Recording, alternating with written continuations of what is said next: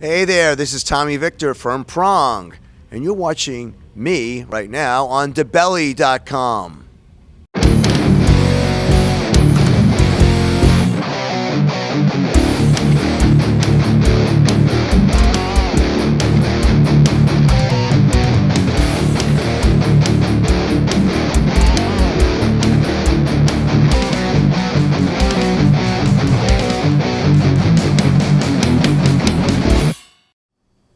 Hi, this is Dave from DaBelly. We're here in Mesa, Arizona at Club Red.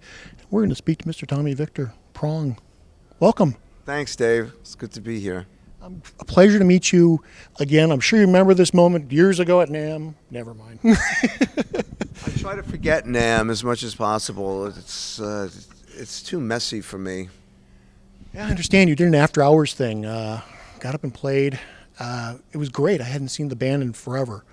And it was fun. There's Prong on stage, unexpected to me. I didn't realize you guys were going to climb on stage, and there it was, and it was great. It was a great night. Good, yeah. I mean, we played there twice. Was this at the Schechter party, or was it? Yeah, that was a good show. That was a lot of fun. So hopefully, I think the band's gotten better since then, so hopefully tonight you'll like it better. I'm sure we will. Well, we're here tonight to talk about No Absolutes. New album since, well, it's been out in February. I was excited to hear the record was coming out when I heard it. Big payoff. I was real happy. Tell me a little bit about the record, putting it together, and so on. Yeah. Done rather rapidly, including the writing process, and in that situation, we just decided to write 13 songs, and those are the ones that made it. There's one bonus track, but no questions involved. Just wrote the songs, recorded them, mixed them, that's it.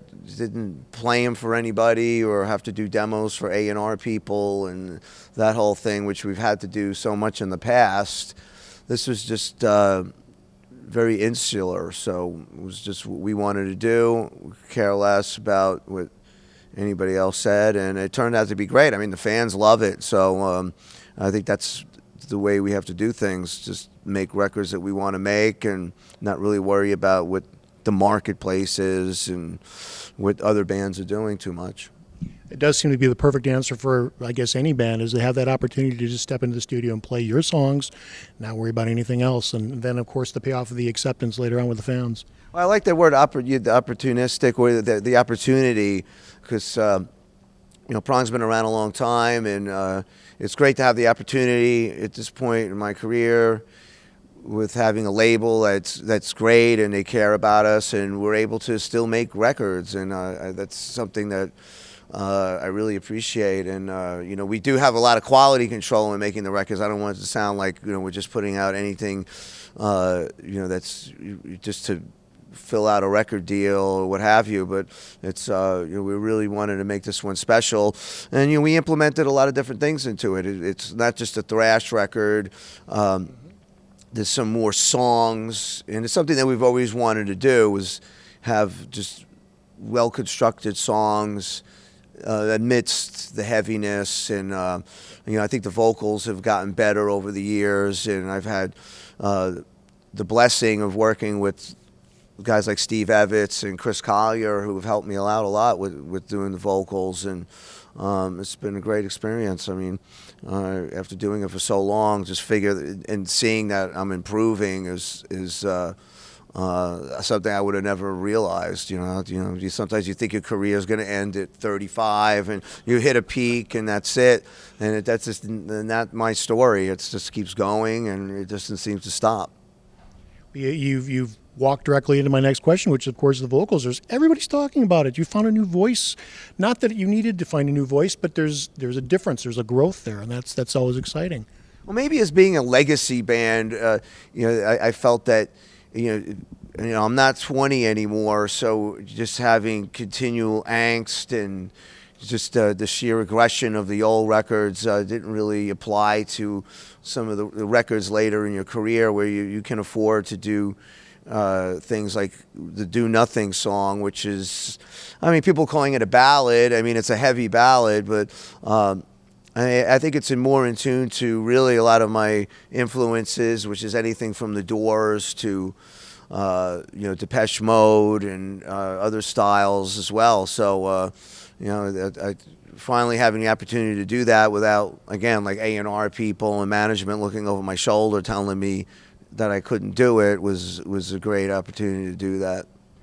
It seems, well, I've read some of your online interviews. You've commented about the covers record that you put out before this, that you sort of handcuffed yourself by picking and selecting songs that forced you to find ways to kind of interpret. Well, I owe that a lot to Jason Christopher, who's the bass player in Prong, and he had a lot to do with compiling what we were and having the concept of that covers record.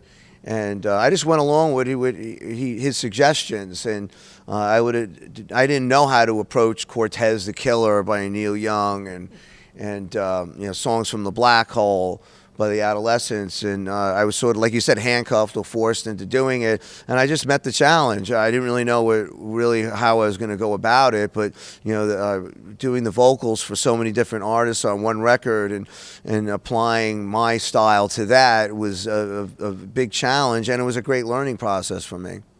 Yeah, sometimes when you're faced with adversity, you just find ways around things. Yeah. You don't know what's going to come about. I mean, I still say the record business and music is a bit of a crapshoot. Like it's, you just have to have the right opportunities. I keep using that word now since you instigated that, but it's just. You just got to go with some of these things. And we had no idea what we were getting into, even like signing a new deal with Steamhammer. I mean, it's just the luck of the draw in a lot of ways.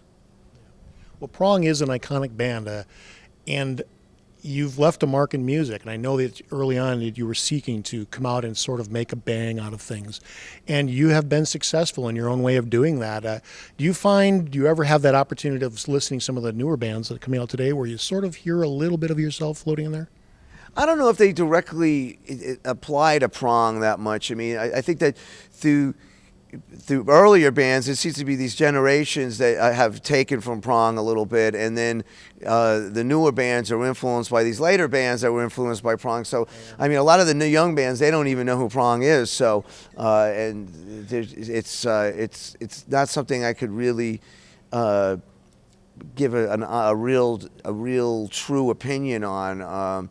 But yeah, I mean, we broke some ground, that's for sure. I mean, the early 90s, it was a time where you could do that more. No one knew what was going on. So Prong, again, brought in thrash, music like Killing Joke, and hardcore, New York hardcore into one package. So I think that we had the advantage of coming out in that period where the door was open wider. I feel bad for bands today too, because the genres have gotten stronger, and people want to know if you're a deathcore band or a modern hardcore band or what have you. And if you don't fit into those modes, you're not going to have a fan base. Where we bypassed that a lot. And I mean, I'm sure if we would have just stuck to a thrash identity, we may have sold more records over the period of time, but we didn't want to do that. We just wanted to have our own thing, and still people don't know where to put Prong. They still are confused by it.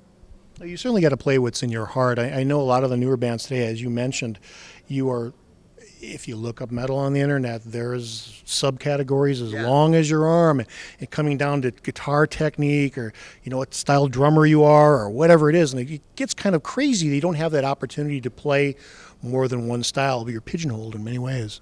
Yeah, I mean, we had the ability with like doing No Absolutes to look at the old records too, when you have a lot under your belt, and see what works and see what doesn't. And I mean, it's been a great career. I mean, where a lot of things have gone our way. I've gotten lucky a lot of times. So, to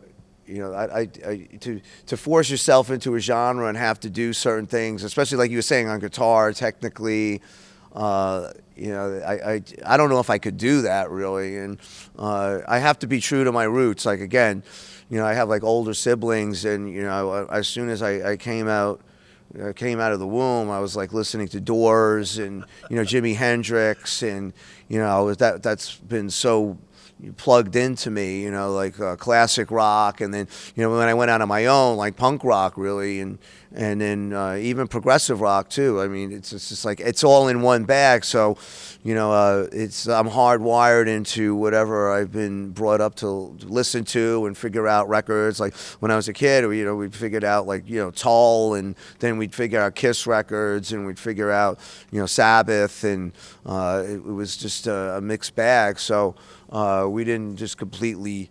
I'm from an earlier era. We didn't just learn Megadeth records. So I mean, a lot of these later generations, kids seem to be really dialed into one thing, which is cool. I mean, like, the guitar players today are just like unbelievable. These kids are just crazy good. And, I attest that to a lot of times, back in the day we had a piece of vinyl and we'd have to go back and forth over one piece and then find it again, find what groove we were on. And, like what would take 8 hours to figure out, back then takes a minute now, with tabs and with tutorials on YouTube. We had none of that. I mean, we didn't know what the hell we were doing. But the cool thing about that for us, growing up and trying to learn those songs off the records is, I'll speak for myself, most of the time I got it wrong. And those mistakes lent a style to itself and brought about more.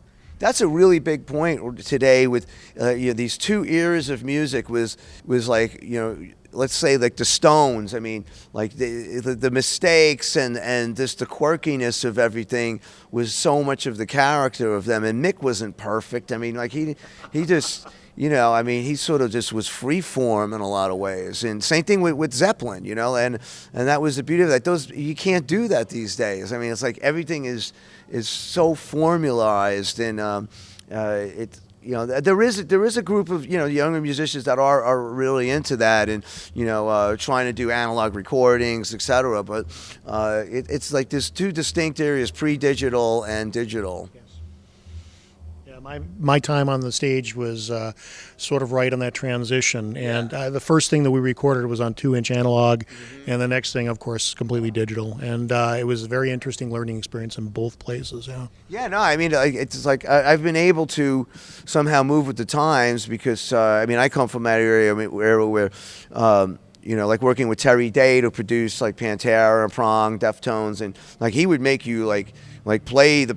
There was no we had to play everything and get it right, and there was no copying and pasting and the things that happen today working on a computer. I mean, we just had to play the whole thing and then double it and then triple it, and the same thing with the vocals. And so I had that training, and so now with digital technology we can knock out records pretty fast. It's I mean, I love the way the technology has moved into being able to make records. It's kind of cool. Yeah, it certainly made editing much easier. Yeah. So I mean, with that old knowledge and being able to do that, that's another luck of the draw. Like Prong can continually make records because over these years of having experience of what to do and what not to do. Is all there, like a lot of it has to do with like hitting the stop button, like sometimes like and I've learned this too because when I first got into like working with a digital audio workshop, you would spend so many hours behind the computer, and I was like, hey, wait a minute, like I'm not even playing guitar anymore. I was like just fooling around with plugins and everything, and now like going into the studio, we're like, nope, like we know exactly like what not to use and how much time to spend on stuff. Like we don't stress about it. We just do it, and a lot of it's pretty raw, like, and it's just being able to do it faster with the digital. Like you said, the editing process and making a couple of minor adjustments here and there. Well, you've just started your U.S. tour. You just fresh got back from Europe. How was the European tour? How'd it go? That was amazing. I mean, I really like during the whole time there, I was just saying this is like probably the best Prong tour ever. I mean, it was so successful. from the crew to the label doing the right thing, to the management handling everything, to the guys getting along, and the traveling conditions, and then the crowds ultimately was the greatest thing. I mean, we had like 5 sellout shows, people were going crazy. Every show was like packed out, and it was amazing. I was like, wow. I mean, I would never have thought that happening. I mean, even going back when Prong was the flavor of the month during like '94 or something, I don't remember it ever being that smooth. It was always like somebody in the band wasn't getting along with somebody else. There was problems here and there. Everybody's sick. Yeah, there were illnesses, crew guys, everyone was, the excesses were there back then. Now it's like, it's just we just do it, and don't expect anything spectacular, and and then just have a good time. Well, that's great. You're on your U.S. tour now. I know you're going back to Europe here a month or two. I think it's in 2 months. 2 months. Yeah, So I haven't gotten the dates yet or anything, but that's another long Euro tour. You're gonna head back. You're gonna do some festivals. No, we're gonna do all those next year, because we just want to do them all and not like bits and pieces of them. So the plan is to station ourselves over there for like a month and a half and do as many as we can. Like flights and everything, running back and forth, and I'd rather do more quantity rather than just the cash grab of getting a couple of that are paying well, and then bypassing a lot of the minor festivals. The plan is hopefully we could make that happen where we do them all, like every metal festival and other festivals too. I mean, lucky to be in Prong. I mean, we can do just regular festivals that aren't necessarily metal festivals too. That's perfect. Well, that's all I got tonight. Is there anything else you want to talk about? Or? No, I mean, hit me up on Facebook, or the Prong Facebook page is really happening. We try to answer everything, and then Twitter is Prong Music, Instagram Prong the band, and we'll try to communicate with you. Look for our tour dates, playing all over America, then back to Europe, Eastern Europe, the whole deal. So thank you again, Dave. Yeah, perfect. Thank you. Appreciate it. Yeah.